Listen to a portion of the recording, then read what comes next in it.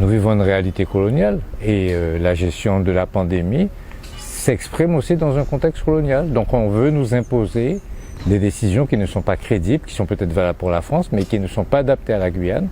Et malgré toutes les interpellations qu'il y a pu avoir, le gouvernement est hostile à ça. Et donc la population est dans une position de défiance.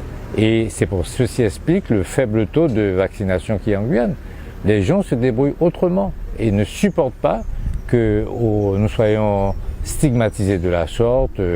Bon, je ne vais pas revenir sur les histoires de vaudou, de culture, etc., comme si dans les colonies, c'était des sous-hommes qu'il y avait et qu'il fallait nous donner des leçons.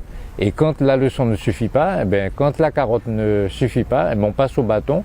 Et c'est ce qui s'est produit hier, puisque des militants de la caravane de la liberté, de différentes entités, ont été agressés, battus, blessés.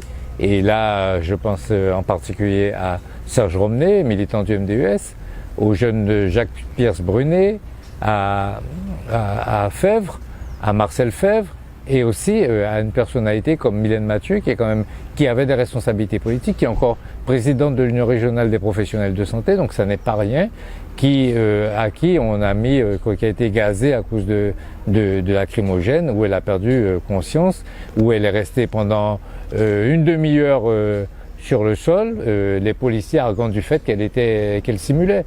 Donc c'est quelque chose qui est intolérable, et tout ça n'est pas fait pour apaiser. On se rend compte qu'aujourd'hui, on a une provocation de la part des services de l'État, des forces du désordre, et ça, on ne va pas aller vers l'apaisement. Et on le voit aujourd'hui avec tout ce qui se passe depuis plusieurs nuits maintenant à Cayenne, où il y a des saccages, des voitures qui sont brûlées, parce qu'il y a une partie de la population qui n'accepte plus cette gestion au bâton de la population. Nous vivons depuis mars 2020, nous sommes en situation exceptionnelle. Les choses ne se sont jamais arrêtées en Guyane, d'accord, de confinement en confinement, d'accord, avec toutes sortes de motifs fumeux, comme la question des motifs impérieux pour passer les barrages d'Irakubo et de Regina, avec comme si donc on se retrouve avec un pays avec 3 frontières, on se retrouve avec des populations pour qui quand vous vivez près du Maroni ou près de l'Oyapock, on considère que vous pouvez être exposé à l'insécurité.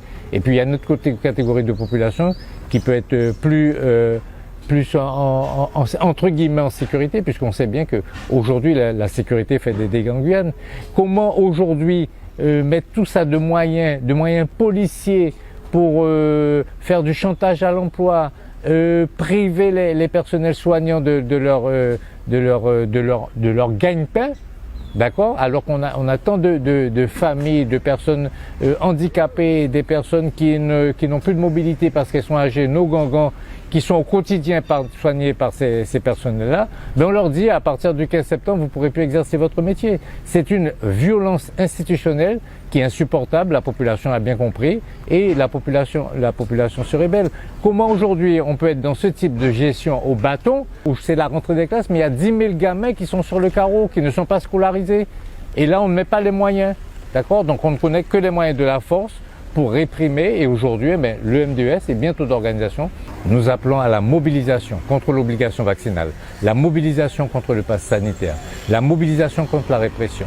Et bien sûr, nous apportons un soutien au camarade Maurice Danzy de la Caravane de la Liberté qui est aujourd'hui incarcéré, et un soutien à tous ceux qui ont subi dans leur chair les assauts des forces du désordre.